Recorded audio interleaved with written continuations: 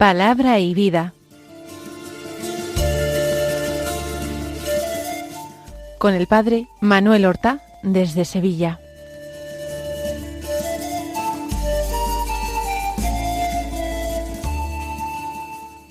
En el nombre del Padre, y del Hijo, y del Espíritu Santo. Amén. Alabados sean Jesús y María. Muy buenos días, queridos amigos, oyentes de Radio María y seguidores del programa Palabra y Vida. Hoy es el viernes de la 10ª semana del tiempo ordinario. Este viernes es día 14 de junio. No se celebra ningún santo en el calendario litúrgico que nosotros utilizamos. Sin embargo, quiero recordar que los carmelitas, particularmente, y en Tierra Santa, también los franciscanos allí en Tierra Santa, celebran la memoria de un santo del Antiguo Testamento, un gran profeta al que yo admiro muchísimo junto a su maestro. Me estoy refiriendo al profeta Eliseo. Y su maestro, pues el profeta Elías, que precisamente en la primera lectura de la misa de estos días se habla de la historia de Elías, aunque nosotros estemos escuchando y meditando principalmente el Evangelio. Hoy es San Eliseo, sucesor de Elías, que recibió una parte de su espíritu cuando Elías subió al cielo en un carro de fuego tirado por caballos de fuego. Dejó caer su manto que recogió Eliseo, y con ese manto empezó ya a hacer milagros. Un gran profeta, y que es particularmente venerado en el Carmelo, en la orden religiosa de los frailes y de las monjas del Monte Carmelo. Pues vamos entonces ahora a escuchar la palabra de Dios, vamos a escuchar el Santo Evangelio de la Misa. Desde hace pocos días, desde esta semana, hemos empezado la lectura del Evangelio según San Mateo a partir del capítulo 5 del Sermón de la Montaña. Hoy, desde el versículo 27 hasta el versículo 32, que dicen así: En aquel tiempo dijo Jesús a sus discípulos: Habéis oído que se dijo, no cometerás adulterio. Pero yo os digo, todo el que mira a una mujer deseándola, ya ha cometido adulterio con ella en su corazón. Si tu ojo derecho te induce a pecar, sácatelo y tíralo. Más te vale perder un miembro que ser echado entero en la gehenna. Si tu mano derecha te induce a pecar, córtatela y tírala, porque más te vale perder un miembro que ir a parar entero a la gehenna. Se dijo, el que repudie a su mujer, que le dé acta de repudio. Pero yo os digo que si uno repudia a su mujer, no hablo de unión ilegítima, la induce a cometer adulterio, y el que se casa con la repudiada comete adulterio. Vamos a tratar de obtener de estas enseñanzas de Jesús algunas para nuestra propia vida espiritual y materia para nuestra oración y meditación. Jesús recuerda uno de los mandamientos de la ley de Dios, que podemos encontrar en el libro del Éxodo y en el libro del Deuteronomio. No cometerás adulterio. En definitiva, el adulterio pues es una falta contra la lealtad, por tanto contra la verdad, es una falta contra la santidad del matrimonio, es un ataque directo a la familia, es un pecado contra el sexto mandamiento y un pecado grave, que además implica siempre la cooperación de un cómplice. Y por tanto, uno no solamente peca, sino que hace pecar o se convierte en instrumento de pecado para otra persona. Todo eso ya estaba claramente prohibido en la antigua ley. Más aún, se consideraba un pecado tan grave que los culpables podían ser condenados a muerte. Recuerden ustedes aquel episodio del Evangelio de San Juan, en el que los enemigos de Jesús, escribas, llevan a Jesús una mujer sorprendida en flagrante delito de adulterio. Y le dicen, la ley de Moisés nos manda apedrear a estas. ¿Tú qué dices? Evidentemente ya en tiempos de Jesús no se llevaba a la práctica esta rigurosa condena a muerte, pero fue una ocasión para tentar a Jesús o dejarlo en evidencia. Pero Jesús da aquí, en este texto del Sermón de la Montaña, el verdadero sentido.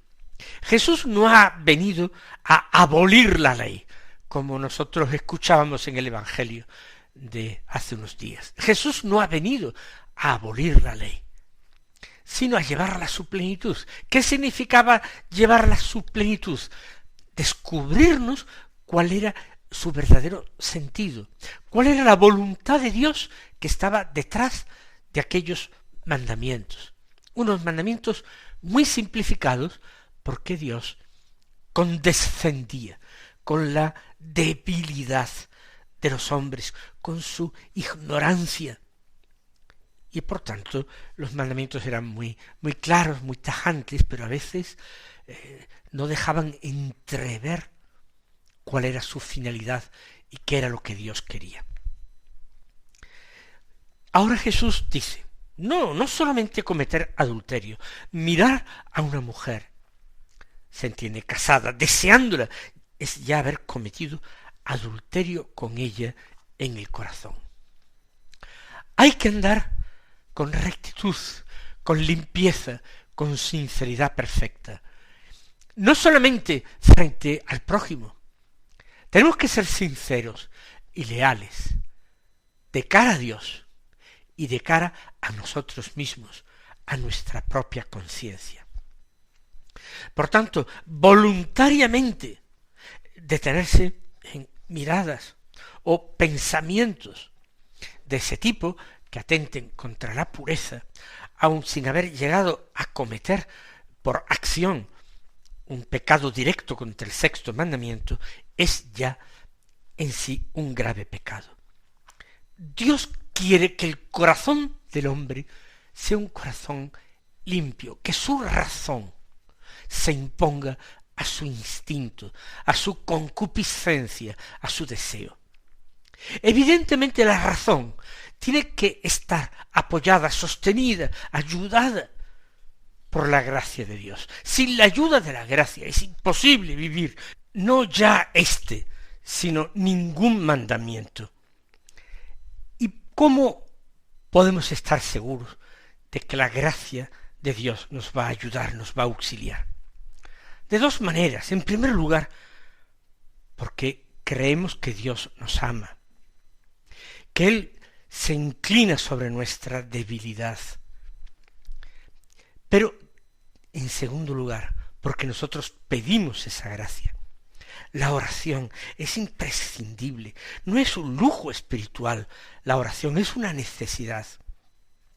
Tenemos que pedir, pero pedir a Dios, no solamente y ni siquiera principalmente las cosas materiales. Tenemos que pedir las virtudes, tenemos que pedir la gracia santificante, tenemos que pedir el Espíritu Santo, tenemos que pedir el consuelo, la cercanía de nuestra Madre la Virgen, puesto que es un regalo del Señor, un regalo que nos hizo en la cruz. Tenemos que pedirlo y tenemos que creer en que la gracia existe y en que Dios no nos impone unos mandamientos absurdos ni imposibles de cumplir. Con la ayuda de la gracia todo es posible.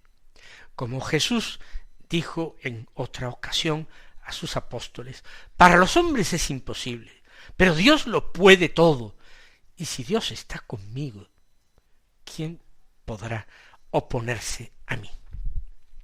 Después de esta primera enseñanza y este tema de reflexión, viene otro relacionado con él, pero que nos viene muy bien, nos sirve de aplicación para una multitud de situaciones. Cuando Jesús dice, si tu ojo derecho te induce a pecar, sácatelo y tíralo, si tu mano derecha te induce a pecar, córtatela y tírala, y el motivo, porque más te vale perder un miembro que ser echado entero en la gehenna, o que ir a parar entero a la gehenna. No se trata de una enseñanza demasiado radical de Jesús, se preguntan algunos. ¿De verdad esto es así?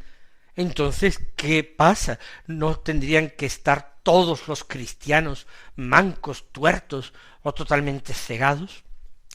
No ridiculicemos la enseñanza de Jesús, no nos burlemos de esta enseñanza, porque ni una sola palabra de la Escritura, y muchísimo menos ni una sola de las palabras pronunciadas por Jesús es una palabra ociosa o vacía de sentido, ni exagerada de ninguna manera. Jesús nos está previniendo contra algo en lo que frecuentemente caemos, y que es el no atajar el mal en sus principios, en sus comienzos. Siempre, o al menos a los que somos ya mayores, de pequeños, cuando estudiábamos catecismo, nos enseñaban a huir de las ocasiones de pecar. Es decir, no tenemos que ponernos en situaciones tan arriesgadas en que realmente sería necesario un verdadero milagro de Dios o una ayuda súper extraordinaria de la gracia para evitar el pecado. En nuestra voluntad humana, en nuestra inteligencia, en nuestro discernimiento más racional, está el saber que cuando algo con frecuencia nos hace tropezar y pecar, si nosotros antes de llegar a un momento de la tentación en que ésta se hace tan fuerte que parece irrefrenable, antes sí podemos echar el freno, podemos impedir que se produzca esa situación que por amarga experiencia podemos saber que termina desembocando en un pecado grave. Jesús lo que está haciendo es relativizar la importancia de cualquier bien, y no estoy hablando ya de bienes materiales, de dinero, de comodidades, es que hasta miembros de nuestro cuerpo, hasta nuestra propia salud, hasta un ojo, hasta una mano, todo eso es relativo. Porque evidentemente mi cuerpo soy yo, pero atención, lo mismo que todo el mundo ve perfectamente normal y natural, una amputación quirúrgica, cuando es necesaria para conservar la vida. Desde hace muchísimos años, una sencilla operación de apendicitis para extirpar ese apéndice inflamado que pone en riesgo nuestra vida. Si todo esto lo vemos normal, qué poco aprecio damos a la vida de la gracia, a la vida espiritual, a la vida sobrenatural en nosotros. Cuidamos mucho, y de qué manera, la vida temporal, la vida terrena, que de cualquier forma, antes o después, acabará. Y en cambio, la vida de Dios, la vida sobrenatural, la vida de la gracia, no la apreciamos tanto. Y terminamos riéndonos o sintiéndonos escandalizados por esas frases de Jesús que ponen en valor no la necesidad de amputaciones terribles, lo que pone en valor es la vida de la gracia, la vida sobrenatural de Dios, aquello que nos hace vivir la misma vida de Dios, unidos a Jesucristo. Eso es lo que más vale de todo. Qué pena a veces que nosotros no lo entendamos así, o si lo entendemos racionalmente, no lo vivimos así. Qué pena es que a veces en la educación de los niños y de los jóvenes los padres ponen todo el acento, toda la importancia y toda su propia preocupación es en el bienestar material de sus hijos, pero cuidan muchísimo menos de su formación moral y espiritual.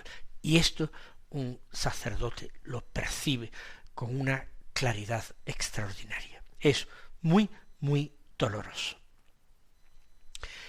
Continúa Jesús en el Evangelio y vuelve otra vez al tema del adulterio.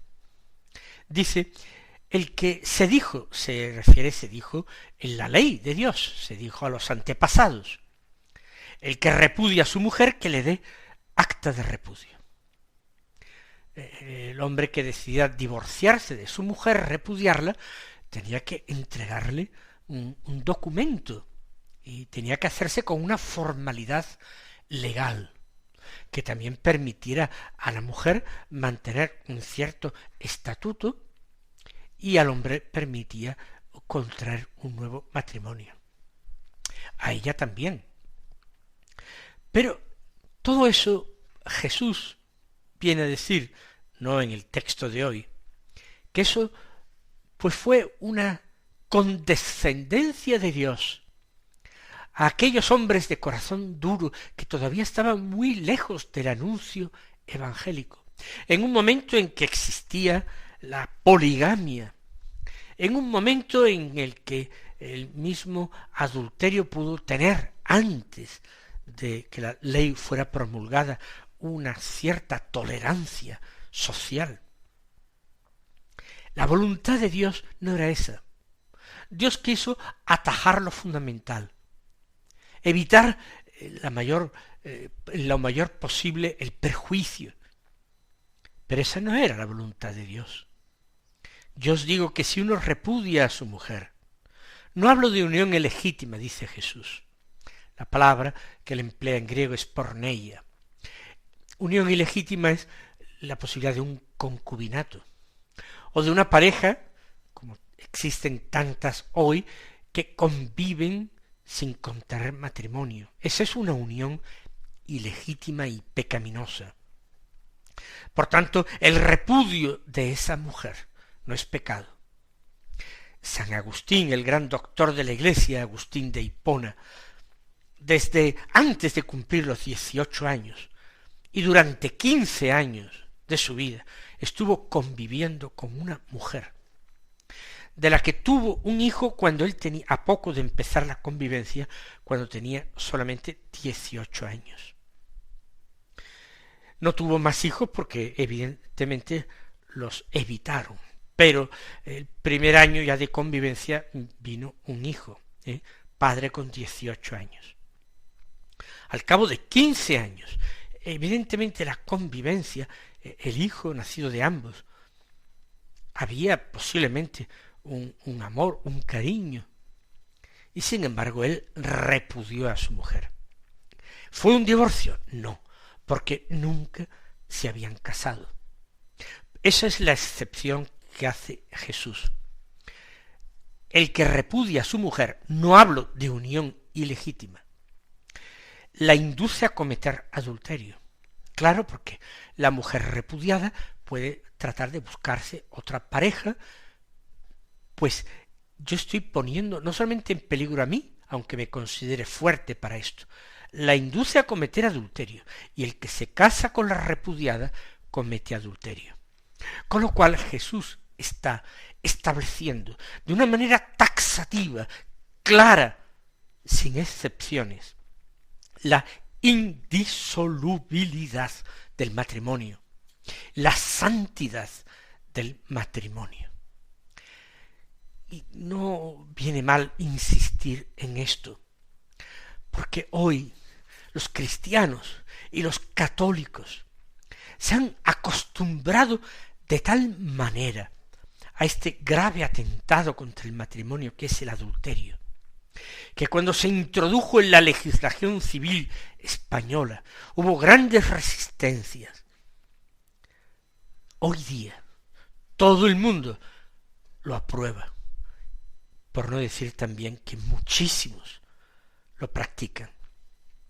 Y ante a veces pocas dificultades o poco tiempo de dificultades, de crisis, que es normal porque la convivencia es siempre difícil con cualquier ser humano, por mucho que se le quiera, ante cualquier dificultad se busca no sufrir, se busca no ceder, el propio orgullo, el amor propio, no ceder, no dar el brazo a torcer, y entonces se acude a esa solución fácil que es el divorcio. ¿De qué manera el Señor tiene que estar profundamente disgustado contra esta sociedad nuestra, este mundo nuestro que hemos hecho entre todos, que toleramos entre todos, que aplaudimos entre todos? ¿De qué manera el Señor está disgustado? Pero el corazón de Jesús, no olvidemos que estamos en el mes del corazón de Jesús y además en viernes, que es particularmente el día dedicado a la pasión del Señor y al corazón de Jesús, el corazón traspasado. Recordemos cómo Jesús le pide a Santa Margarita María reparación. Es decir, frente a tantos que aman tan poco, que ofenden tanto, al menos tú, dame un gusto, repárame, quiéreme, no digo más, pero sí con más delicadeza, con más atención, para compensar tanta falta de amor, tanta ingratitud y tanta ofensa que yo recibo de tantos. Que todo esto que hemos venido diciendo no nos sirva simplemente para lamentarnos, para quejarnos de lo mal que están los tiempos, lo mal que va todo, o lo malos que son los otros. En absoluto.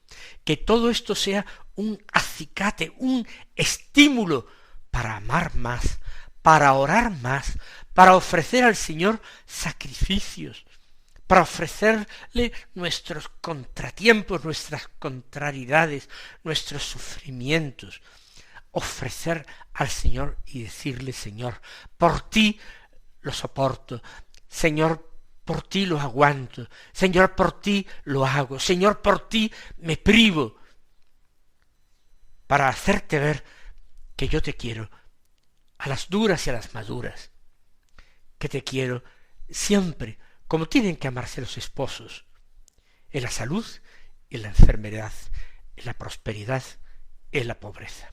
Que Él nos conceda su gracia para poder poner en práctica estos santos deseos.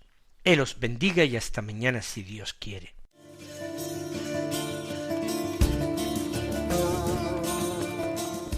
Han escuchado en Radio María Palabra y Vida, un programa que dirige el Padre Manuel Horta.